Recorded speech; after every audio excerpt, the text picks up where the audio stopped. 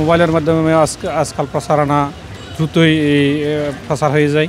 রাজনৈতিকভাবে আমরা বৈপ্লবিক পরিবর্তন চাই। যারা আম জনতা আছে তারা পোস্টার না লাগালেই কিন্তু তারা প্রতীক চিনে না। পোস্টারিং হলে এটা কিন্তু একটা নির্বাচনের আমেজও আছে। এবারের নির্বাচনে থাকছে না নির্বাচনী পোস্টার। ইসির এমন সিদ্ধান্তে সাধারণ জনগণ কী প্রতিক্রিয়া জানাচ্ছেন?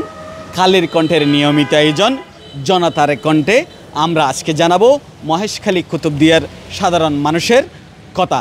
দর্শক, আপনিও চাইলে জানাতে পারেন আপনার নিরপেক্ষ ও স্বাধীন মতামত। সিদ্ধান্তটা নিয়েছে, আমি এই সিদ্ধান্ত থেকে সাধুবাদ জানাই। কারণ এই পোস্টারগুলাই ব্যবসা প্রতিষ্ঠানের সাইনবোর্ডকে বিক্রি করে এমন একটা পর্যায়ে নিয়ে যায় যাতে আমরা ব্যবসা প্রতিষ্ঠানে যে সাইনবোর্ডটা দিই মনে হচ্ছে এটা সাইনবোর্ড না, এটা নির্বাচনী প্রচারণার জন্য দিয়ে থাকি। তারা যে সিদ্ধান্ত নিয়েছেন যে আসন্ন সংসদ নির্বাচন অথবা ইউনিয়ন পরিষদ নির্বাচনে যে প্রার্থীদের পোস্টার থাকবে না, এক পর্যায়ে বলতে গেলে এটা অত্যন্ত ভালো মনে করতেছে। এটা নিয়ে অনেক সময় ব্ল্যাকমেইল করে, বিভিন্ন ছবি নিয়ে ব্ল্যাকমেইল করে। যে আরেক পর্যায়ে বলতে গেলে আমাদের উৎসবমুখর পরিবেশেরও হয় না এমনটাও আমরা মনে করি। যদি পোস্টারিং হয় বিভিন্ন জায়গায়, যে পোস্টার আচ্ছাদিত হয়ে যায় অফিস আদালত, যে দোকানপাট বাড়িঘর সব জায়গায় কিন্তু অফিস, যে পোস্টারিং হলে এটা কিন্তু একটা নির্বাচনের আমেজও আছে, এরকম আমরা মনে করি আর কি।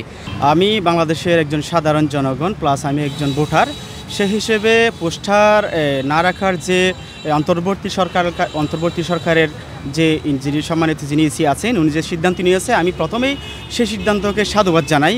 কেননা আমরা যদি চিন্তা করি বাংলাদেশের বাহিরে গোটা বিশ্বে যে উন্নত রাষ্ট্রগুলো আছে, এই রাষ্ট্রগুলোতে যদি আমরা ইতিহাস যদি দেখি, এই রাষ্ট্রের মধ্যে পোস্টারিং হয় না।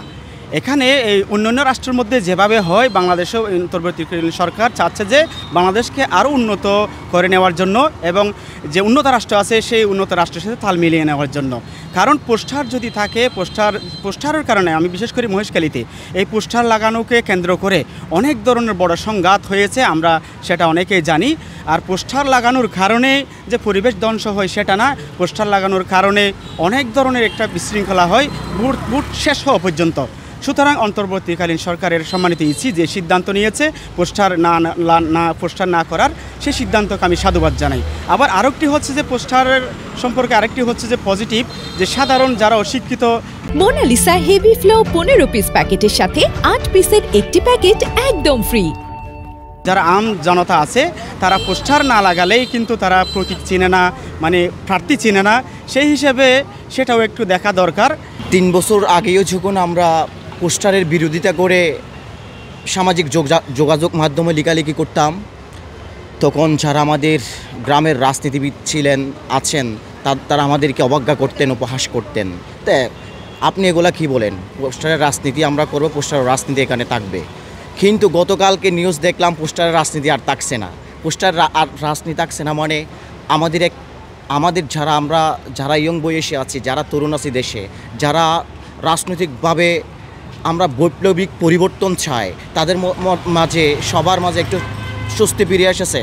বর্তমানে আমেজ, বর্তমানে উৎসবমুখর পরিবেশে নির্বাচন হবে আমরা শুনতেছি। যদি উৎসবমুখর পরিবেশে নির্বাচন হয়, ভোটে থাকতে হবে পোস্টার, ব্যানার, কিন্তু পরিবেশের দিকে তাকিয়ে যদি পরিবেশ নষ্ট হয় পোস্টারের জন্য, পরিবেশের কারণে ইসি যেহেতু এই সিদ্ধান্ত নিছে, সাধারণ ভোটার হিসেবে এবং সাধারণ মানুষ হিসেবে ইসির সিদ্ধান্তকে আমরা মেনে নেব।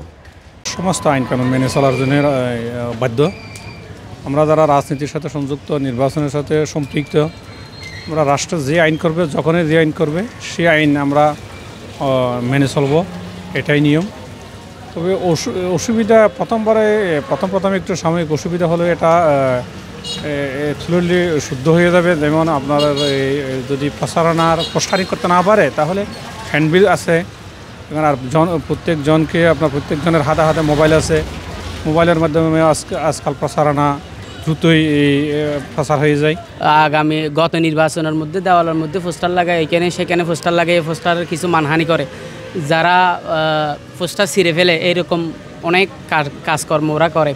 কিন্তু আগামী নির্বাচনের মধ্যে যারা পোস্টার না লাগার জন্য নির্দেশ দিয়েছেন, আমি সেই নির্দেশকে ধন্যবাদ জানাই, কারণ পোস্টার না লাগালে পোস্টারের মাধ্যমে প্রচার প্রসার করতে হয় না। এমনি যারা নির্বাচন করবে তারা অবশ্যই মাইকিং করে এবং বিভিন্ন মানুষের মাধ্যম দিয়ে তারা কি করতে পারে, প্রচার প্রসার করতে পারে।